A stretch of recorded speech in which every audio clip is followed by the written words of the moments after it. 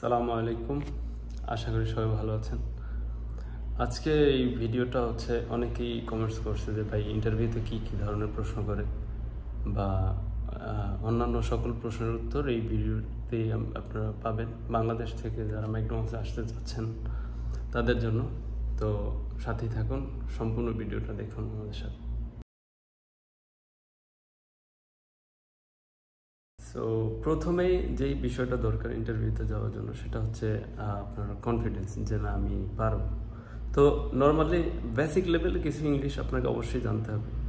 একদমই যদি ইংরেজি না জানেন তাইলে তো মনে হয় না আপনি অ্যালাউ হবেন। আর দ্বিতীয়ত হচ্ছে অনেকে প্রশ্ন করে যে ভাই আমার বড় দাড়ি আছে, দাড়ি নিয়ে কি আমি ইন্টারভিউ দিলে হবে কিনা। ভাই বড় দাড়ি ওরা অ্যালাউ করে না, এটা ফুড সেফটি কত সমস্যা। হালকা দাড়ি, ছোট দাড়ি থাকলে ওটাতে সমস্যা হয় না নর্মাল। আর হচ্ছে এবার কী ধরনের প্রশ্ন করে ইন্টারভিউতে, প্রথমে আপনাকে যেটা জিজ্ঞেস করে ওরা বলে যে tell something about yourself, আপনার নিজের সম্পর্কে কিছু কথা বলতে বলবে ওরা, যে এমন আপনার এডুকেশন কোত্থেকে আপনি পড়ালেখা করছেন, আপনার বাবার নাম, মায়ের নাম, এই জাতীয় আপনার নিজের সম্পর্কে, আপনার নিজের নাম, ফুল নেম, আপনার নিক নেম, এই জাতীয়। তারপরে আপনাকে জিজ্ঞেস করতে পারেন ম্যাকডোনাল্ডস কত সালে প্রতিষ্ঠিত হয়েছে। গুগল থেকে দেখতে পারেন আপনার ম্যাকডোনাল্ডস সম্পর্কে সম্পূর্ণ বিস্তারিত আছে। ম্যাকডোনাল্ডস কিসের জন্য ফেমাস, ম্যাকডোনাল্ডস প্রতিষ্ঠাতার নাম কি, বা আপনার হসপিটালিটি সম্পর্কে জিজ্ঞাসা করতে পারে, what is the hospitality, what you know about hospitality.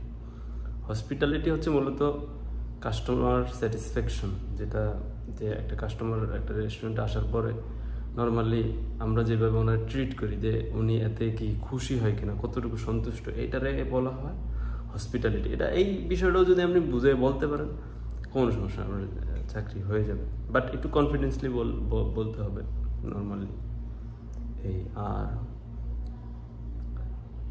আর হচ্ছে ইন্টারভিউতে এর চাইতে বেশি কিছু প্রশ্ন করেন, আপনার এক্সপিরিয়েন্স সম্পর্কে হয়তো জানতে চাইবে, আপনি আগে কী কী কাজ করছেন। রেস্টুরেন্ট সেক্টরে যদি কোনো কাজ করে থাকেন, কোনো এক্সপিরিয়েন্স থাকে, তাইলে তো অবশ্যই বলবেন, আর ওইটা ওরা অবশ্যই অ্যালাউ করবে, এটা নিয়ে কোনো সমস্যা নাই। তারপরে অনেকে প্রশ্ন করে ভাই কোন কোম্পানি থেকে লোক নেয়। আসলে আমরা যখন আসছিলাম তখন কোম্পানির এজেন্সির নাম ছিল হচ্ছে আজমাস্ক, আর তারপরে অনেকে আসছে, আমি যতটুকু জানি ওটার নাম ছিল সুলতান এজেন্সি। এখন বর্তমানে আবার কোন এজেন্সির মাধ্যমে লোক নেয় ওটা আমি সঠিক জানি না। তো আপনারা এটা খোঁজখবর নেবেন, নিয়ে জানতে পারবেন আশা করি। এই ব্যাপারে আমি আসলে অত ভালো জানি না। আর খরচের ব্যাপারটা আমি যেটা বলি ভাই, বেসিক্যালি কোম্পানির খরচ হচ্ছে শুধু আপনার 1 মাসের বেসিক বেতন। এইটা হচ্ছে এই দেশের কোম্পানির প্রসিডিওর অনুযায়ী খরচ, এটা আপনি এজেন্সিতে দিবেন। এটাতে বাংলাদেশের আমাদের তো বেসিক নর্মালি 900 + 200 1150, মানে 30-35 হাজার টাকা। তো বেশি নিলে ওরা 50,000 টাকা, বা আমাদের দেশের প্রেক্ষাপটে ওনারা 1 লাখ টাকা পর্যন্ত নিতে আমি সমর্থন করি। 1 লক্ষ টাকা পর্যন্ত ওকে, কিন্তু যদি আমরা অনেক টাকা দিয়ে আসছি তো ওকে, আমরা ভুল করছি, আমি চাই না যে নেক্সট কেউ এই ভুলটা করুক। দেখেন ও কালকে এক ভাই কমেন্টস করলো যে ওনার 50 জন নাকি লোক নিব, ওখানে প্রায় 5-7 লোক ওইখানে। তো যারা ইন্টারভিউতে সিলেক্ট হবে অনেকের কাছ থেকে অনেক টাকা ওরা নিবে। তা আমি মনে করি আমার ভিডিওটা যদি ওনারা দেখে, ওনাদের এতটুকু প্রতিক্রিয়া হওয়া উচিত যে এত টাকা খরচ, আমরা এত টাকা দিব, এর বেশি দিব। সবাই ঐক্যবদ্ধ হওয়া উচিত আমি মনে করি, কারণ সম্পূর্ণ টাকাগুলো ওই দালালরা বা এজেন্সি ওরা খায়। এখানে কোনো চার্জ নেই, ইভেন টিকিট আপনার কোম্পানি টিকিট দেবে। তো কত টাকা খরচ দিয়ে আসবেন এটা আমি, তারপরে বাকিটা আপনার ইচ্ছা। আমি যেটা বেসিক আমি ওটা আপনার বললাম, যেটা আমার বলা উচিত এটা আপনার বললাম, এই আর কি। আর দ্বিতীয়ত অনেকে প্রশ্ন করে ভাই ওইখানে ওভারটাইম কি হয় কিনা। ওভারটাইম ভাই, ওভারটাইম করতে করতে আল্লাহ রহমতে আপনার মন ভরবে। আপনি বলবেন যে স্যার, ম্যানেজারে বলবেন যে ভাই স্যার আমার ওভারটাইমের দরকার নেই, আপনি আমার 9 ঘন্টা দেন বা 10 ঘন্টা দেন। আমি নর্মালি এখন 14 ঘন্টা ডিউটি করি, আমি এত রিকোয়েস্ট করি ম্যানেজারে, স্যার আমি ওভারটাইম করবো না, 12 ঘন্টার বেশি। ওই ধরনের কোনো সুযোগ নাই। তবে সব স্টোরে এমন না, কিছু স্টোরে আছে 12 ঘন্টা বা 9 ঘন্টা, এটা ম্যানেজারের উপরে ডিপেন্ড করে, স্টোরের উপরে ডিপেন্ড করে। আমি নর্মালি যে স্টোরে কাজ করি এটা অনেক বড় স্টোর, অনেক বিজি স্টোর, এইখানে ওই ধরনের সুযোগটা হয় না। তারপর অনেকে জিজ্ঞেস করে যে থাকা খাওয়া আপনার বাসায় এসে রান্না করে খাওয়া লাগবে, অথবা আপনার যদি মন চায় আপনি হোটেল থেকে টাকা দিয়ে কিনে খেতে পারেন, এই আর কি। আর ওইখানে ডিউটিরত অবস্থায় আপনি একটা ব্রেক নিতে পারেন। ওইটা ম্যাকডোনাল্ডসের ওই বার্গার এডি খেয়ে আমরা বাঙালিরা বাঁচা সম্ভব না, এটা জাস্ট ওইখানে একটু খাওয়ার জন্য এই আর কি। আর টিপস অনেকে মনে করে যে এটা ওয়েটার, এটা টিপস আছে, এখানে কোনো টিপস নাই।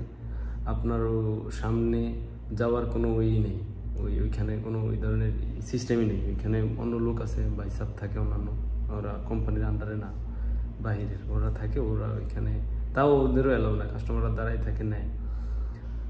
এই হচ্ছে এখানে কোনো টিপসের কোনো নেই, কোনো যারা যেসব দালালরা বলে নাকি টিপস পায়, ওইগুলো ফালতু কথা, এখানে কোনো টিপস নেই।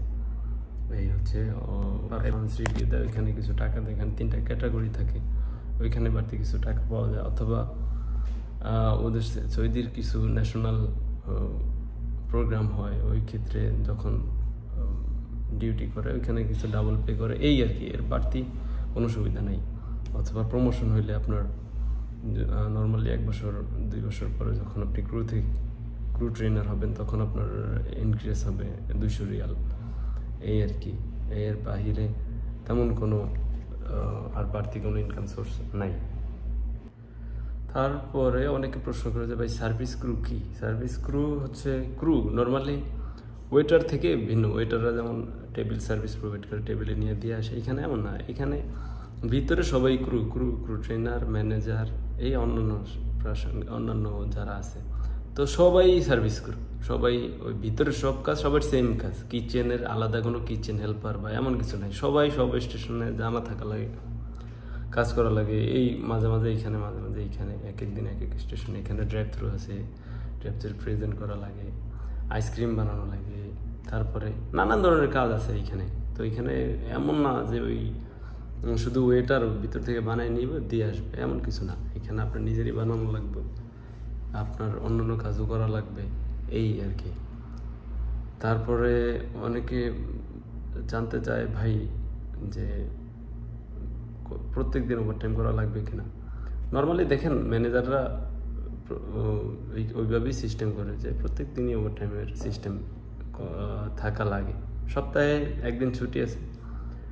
তারপরে যদি আপনি ম্যানেজারে কনভিন্স করতে পারেন যে স্যার আমি প্রত্যেকদিন ওভারটাইম করতে পারবো না, তো আমার মনে হয় না এটা মেনে নিবে। কারণ অনেক ক্রু তো সবাই এমনটা চায় যে 2-3 দিন ওভারটাইম করি, 2-3 দিন না করি। এটা নর্মালি সবাই মানবে না যে ওভারটাইম আপনি 2-3 দিন করবেন, এমনটা ওরা মানবে বলে আমার মনে হয়, এই আর কি।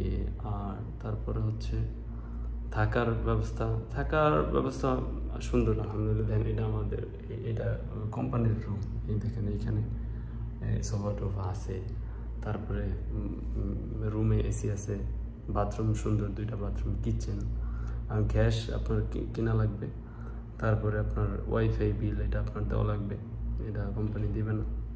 তারপরে ইন্টারভিউ নিয়ে যাদের ঝামেলা হয়, আমি ভিডিওর সাথে একটা পিকচার অ্যাড করে দেবো, ওই পিকচারটা চাইলে স্ক্রিনশট দিয়ে রাখতে পারেন। ওইটা ভালো মতো দেখবেন, ওইটা ভালো মতো দেখে ইন্টারভিউতে যাবেন, ইনশাল্লাহ আপনার হয়ে যাবে, ওটার সমস্যা নেই।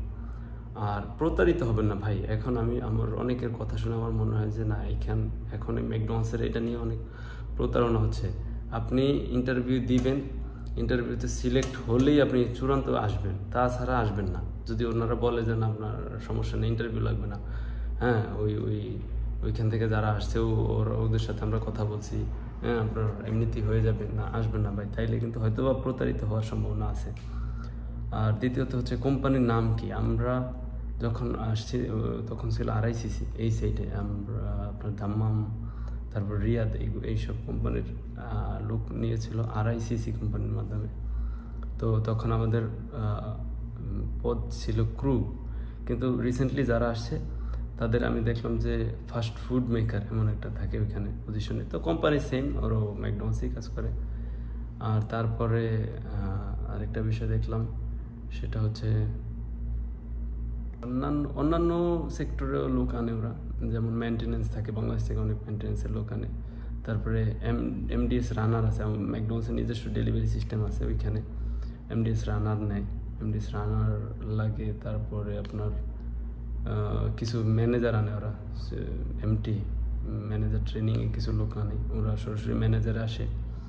যদি কেউ এমন থাকে যে ম্যানেজারের আগের অভিজ্ঞতা আছে, তাইলে তারাও ট্রাই করে দেখতে পারেন ওই সেক্টরে।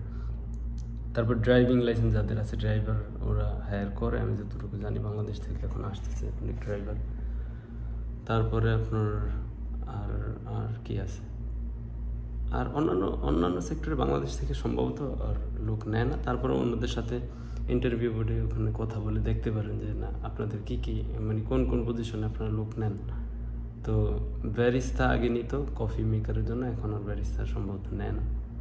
যদি বাংলাদেশ থেকে ব্যারিস্তা আনে না, ওরা ওইগুলো থাকে ফিলিপিন্সের নর্মালি, এই আর কি। তো আমি সর্বোপরি এটাই বলতে চাইবো ভাই, ইন্টারভিউ দিয়ে সঠিকভাবে বুঝে শুনে আপনি আসবেন, প্রতারিত হবেন না। আর যত কম টাকার মাধ্যমে আসতে পারেন ওইটাই আপনার জন্য আমি মনে করি বেটার অপশন। আর কাজ কিন্তু অনেক কষ্টের কাজ, আপনি যতক্ষণ কাজ করবেন ততক্ষণ আপনার দাঁড়ায় থাকা লাগবে। 1 ঘন্টা ব্রেক আছে, 1 ঘন্টা ব্রেক নিতে পারবেন আপনি, 12-13 ঘন্টা ডিউটি করা লাগে নর্মালি। তো নর্মালি সব কাজই কষ্টের, ওই ধরনের চিন্তাধারা মাথায় নিয়ে তারপরে কাজ করতে আসবেন। অনেকে মনে করেন ম্যাকডোনাল্ডস আসছে, ভাইয়ের কাজই কি না, ভাই অনেক কষ্টের কাজ। সৌদি আরবের এই দেশের মানুষ তো অনেক অন্তত ধৈর্য নাই, 1 মিনিটে দেখবেন পাগল হয়ে যাবে ভাই, ইয়াল্লা ইয়াল্লা বাস। তো আমি মনে করি সবাই মোটামুটি একটু কষ্ট করার প্রিপারেশন নিয়েই এখানে আসবেন আশা করি। তো এই আর কি, আল্লাহ হাফেজ, আসসালামু আলাইকুম।